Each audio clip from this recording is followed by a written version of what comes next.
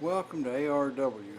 I'm Harold, and today we're going to talk about safety or unsafety, or doing safe things or unsafe things. Now there's something I want to show you here. Again, around here, you see that ladder? You see where those boots are at? Now that's not where you're supposed to step, where those boots are. And we'll talk about that again in a minute. In the meantime, we're going to talk about something else just because of events that have been in the news lately. And I don't know, you may be too sensitive for it, but suppose your buddy was to come up to you and have this in his hand, and he goes, you saw that round flip out of there. All right, here you are, buddy. It's unloaded. You're going to be dumb enough to take his word, or you're going to see for yourself. Uh-oh, that was another round in there. Okay, now we can see. Don't be careless. Don't trust anybody. See for yourself. All right? Now, okay, what happened there, huh? Well, things were done out of sequence. That's what happened. And I actually saw a lady do this at a steel challenge, and of course the range officer would not accept it. He says, point it at the berm and pull the trigger. And when she did, that round that was still in there went off. She was startled. Hopefully she noticed, there's a correct sequence of events to do things. Don't ever trust the other guy to have done it right. Look at it yourself, and if you don't feel competent to examine the gun for being empty or not, if you don't know how to do that, just leave it the heck alone. That's your best bet. Just hand it back. Say, no thanks, I don't know anything about that. I can't do it. All right? Don't get hurt. Don't trust anybody to have done it right. See for yourself. We're going to get back to the ladder. Sometimes we find ourselves with a 6-foot step ladder when we need an 8-foot or a 10-foot. But we need we need more ladder than we got. And some people are dumb enough to be tempted to stand right up there where those boots are, right on that top step of that ladder. And that's not a good thing to do, because the chances are at least 50-50 that you're going to fall off of there. And I know what I'm talking about, because about 2 weeks ago I was trying to install my new cobbled together birdhouse. And what I do with it, it has a floor on the bottom, and it's got a second floor, because we got a four apartment birdhouse there. And normally the way I mount it is I just drill a 1-inch hole in both floors. When I did that, it turns out that my 1-inch plastic pipe did not want to go into those holes. Well, I'd already got it all nailed together, and I don't have any idea where my long drill bit's at. So what do? I got the bottom hole clean. I thought, well, I can work the thing down on the pole. It didn't work. So now I've got to take it back off of there. But now I can't reach high enough to take the stupid thing off.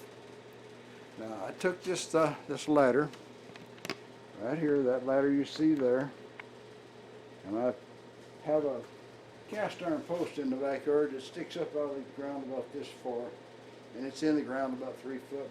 And I took rope and I've tied this ladder to that pipe before I ever started doing any of this stuff. All right, so I didn't want this ladder to wobble around or fall over. Well, I got up there, and that next to the top step was not enough. I was still about 1.5 feet too short, maybe more. So I went ahead and stood there where those boots are at. Now I knew full well that the chances were at least 50-50 that I'd fall off of that sucker. So when I lifted that birdhouse off of that pipe, it went backwards over my head, and I started going backwards. I grabbed this 1-inch plastic pipe that I had it on, And this goes down about 4 foot, and it's in a 2-inch plastic pipe there, you know, with a fitting. And it starts bending and slowed me down some, but it broke, and I went right down to the ground, and I landed on my hands and knees. And by afternoon, I was hurting quite a lot. So we went down to the local emergency room there, and they wheeled me in the back and did an x-ray, and they said, well, you didn't break anything, and but your muscles in the right side of your back are all bunched up and strained and all that sort of thing. So they had to give me some high-powered pills with codeine in them. And so I spent about a week, you know, messing with that stuff, trying to stay off the codeine pills, of course. And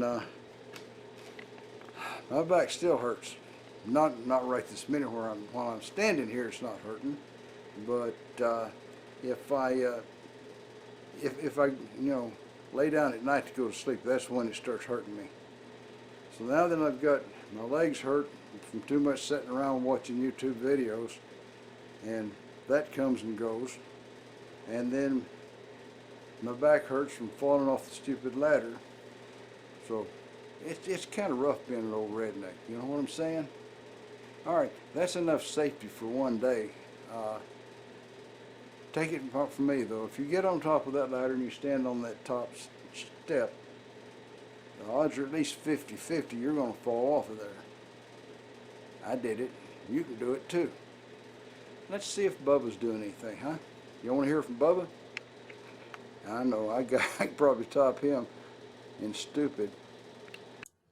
Well, couldn't sleep, so here I am up before sun up, and got a blanket on because the boss lady keeps the temperature at night about the same as you'd have on a balmy January day in northern Yukon. And so I'm, you know, not going to freeze to death in here. But anyway, I got to thinking about when I was working in the evil polluting refinery. I started doing that kind of thing when I was about 21 years old, and it was just a whole new world to me. And I was just as happy as if, you know, it was pig in mud. Yeah, I was tickled to death. The whole thing just fit me perfect. It was the way I like to work, and it was the way I like to live, and by golly, there I was home, you know. I had a bird's nest on the ground. And anyway, you got operators in these places, and operators are a lot that pretty unusual people normally. They go out there and they do things where maybe they're filling a tank car or emptying a tank or something where they got to stand a long time watching something, or, you know, waiting on something to happen. And their mind is working while they're doing that. They'll be scheming up some trick to play on another operator, or some way to devil an unpopular supervisor or something like that, you know. And you know, like they say, the devil makes work for idle minds. And anyway, so I'm working in this one refinery, and as they have to do, they have to hire some young folks now and again to replace the ones that retire. And it's kind of like they take a sheep and throw him in amongst the wolves, you know. And so in this one particular unit, where they had a lot of light materials like propane and stuff, and they're worrying about leaks there because it's already above the, you know, the burning point of the propane. It's got the heat, it's got the fuel, all it needs is the oxygen. And so there you go. That's the situation's right. Eventually some of it's going to leak out, you know, and there's going to be a little fire or something. So they bring this new kid in, and first thing happens, the safety man, you know, tells him all this stuff about, you know, being safe, and maybe on this unit they use all non-sparking tools like aluminum and brass wrenches and stuff like that. And so he's already primed, and so the supervisor comes out and throws this lamb amongst the wolves, so to speak. And so this guy's going to, you know, show him the ropes and train him and everything till he, you know, learns how to take care of himself in there. So he takes him out and shows him around the unit. First thing he does is he gets this long copper wire. He says, "I tell you what, kid," he says, "you're going to have to wear this on your belt for a while. He said, it won't be a couple of weeks and you'll learn how to do without it. He says, but you need to put this on your belt, and this wire will drag on the ground, and it'll dissipate all the static electricity you might build up so you don't start a fire or something. So the kid, he wanders around with it a little bit, and then he asks, well, how come these other guys don't have a wire on their belt? And the old hand says, oh, well, they've already learned how to, go around here without generating static electricity. He says they know how to grab stuff and discharge in a safe place, and then how not to get charged up, in the first place. He says, you'll get on to all that. So this kid wore that ground wire, dragging on the ground for about a week before he realized, he was just being taken. That's the life in an evil polluting refinery. So that's the end of that one.